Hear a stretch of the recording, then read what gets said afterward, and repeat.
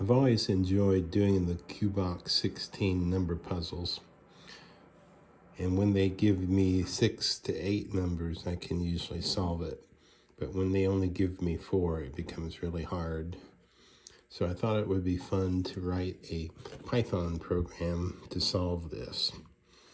This is not very elegant programming. It uses the brute force method, but I'll go through the steps in case anyone's interested. Starting at the top of the code, I set up a counter that just counts the number of iterations. This is interesting to me. Numbers is the list containing the numbers 1 through 16. I named each box of the puzzle box 1, 2, 3, 4, box 5, 6, 7, 8, box 9, 10, 11, 12, box 13, 14, 15, 16. If I know a number that goes in it, I enter the number for that box. If I don't know, I enter a 0. And what I do here is I say that box 1 equals 2, 4, 6, 8, 16 equals numbers.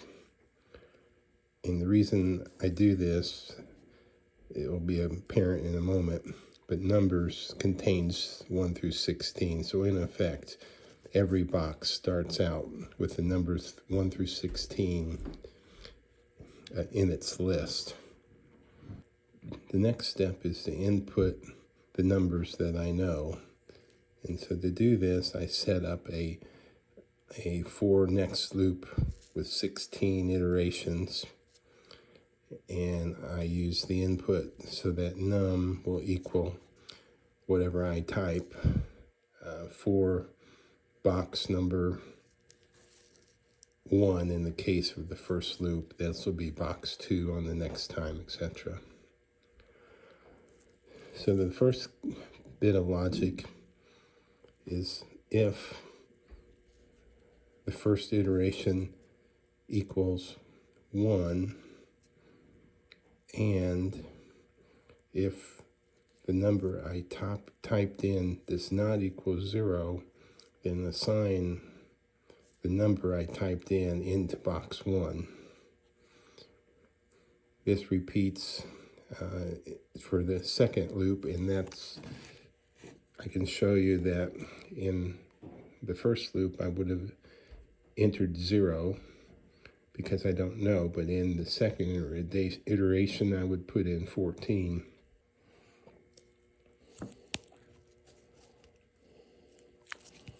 So for the first box that I don't know, when I come for the first loop of 1, and I enter a 0 because I don't have anything to enter. So if the counter equals 1, and if the number does not equal 0, then box 1 equals the number I entered, and will remove the number I entered from my starting list of numbers. This will make more sense on the second loop, where I enter the number 14. So on the second, if the number I entered does not equal 0, which it won't, I've entered 14, then box 2 equals 14. That's key, because that will always make that loop equal 14.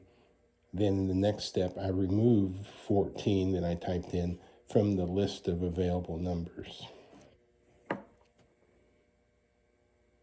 So you keep doing this for all 16 inputs.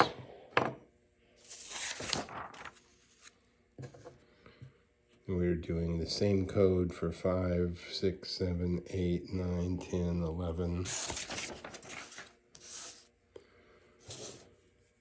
12, 13, 14, 15, and 16. So now we enter the totals of row 1, row 2, row 3, row 4, which are given with the puzzle, and we assign it to row 1 as the format of the name. Then we continue and we enter the column totals, 1, 2, 3, and 4. So now we have all of the known numbers assigned to variables. And the next step is to set up 16 nested 4 next loops. And so I just use A, B, C, D, all the way down to P. So this is kind of a unique code for that I didn't know Python had, but it does.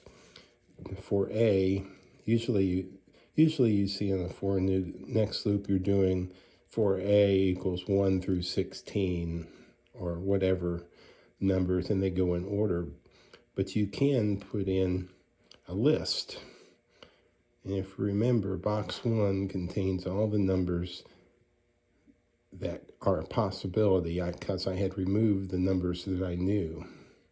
So in this case, the A loop in box 1 is going to try the numbers 1, then 2, then 3, then 4, 5, 6, 7, 8, 9. I know where 10 is, 11 is, and 13 is, and 14. So this reduces down to 12 loops instead of 16 if I knew nothing.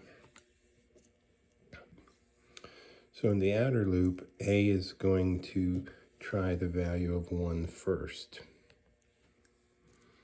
Since I already input and know that box 2 contains 14, B is going to always be 14. It's not going to change from that. So that's eliminated a whole bunch of iterations.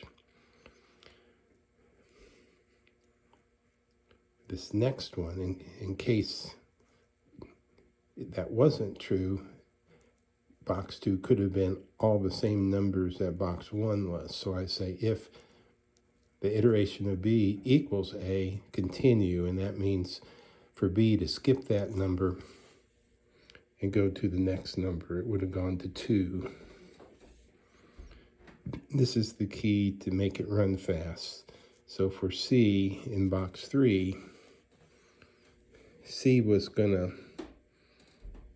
would have tried 1, but 1's already used. Would have tried 2, and 2 is available. And it knows that because I say if C equals B or C equals A, then skip it. But C does not equal B because C would be trying to be 2 and this was 14. So it continues. And it just gets longer and longer, and I didn't know any clever way to do it other than a bunch of if statements. I'm not sure if this statement here was necessary or not. I thought maybe if I got a row total that worked, I could get it to just jump and skip any remaining tries.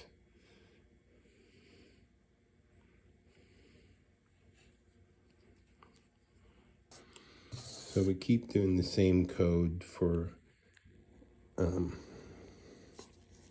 loops like I and J and K and L and M.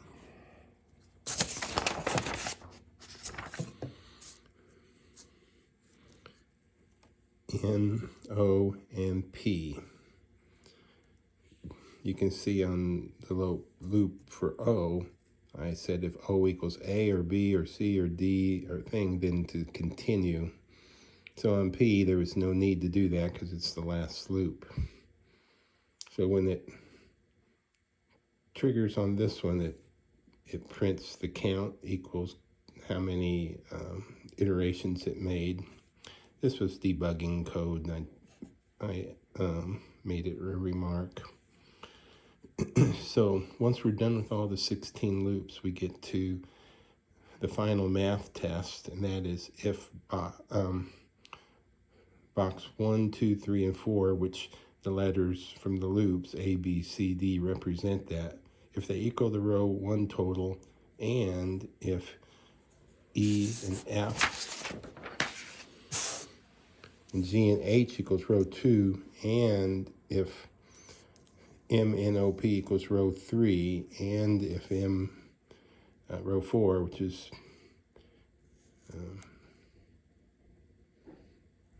M, N, O, P, I'm sorry, that's row 4, and if column 1 adds up to the number we expect, and column 2, and column 3, and column 4.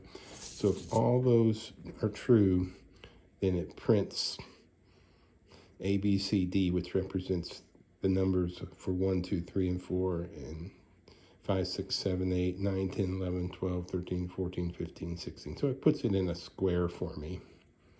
And then it prints the final number of iterations. Then I added a input just to pause the screen. And when you hit enter, then it exits the program. But if you did not find numbers that met all those sum totals, then the code jumps here and says, these are the numbers I came up with. And here's the number of iterations, and it says I could not solve it. Then I stop the program, and when you hit the space bar, it exits. So I hope this makes sense. Again, it's not the most concise code, but it's something I could understand. Thank you.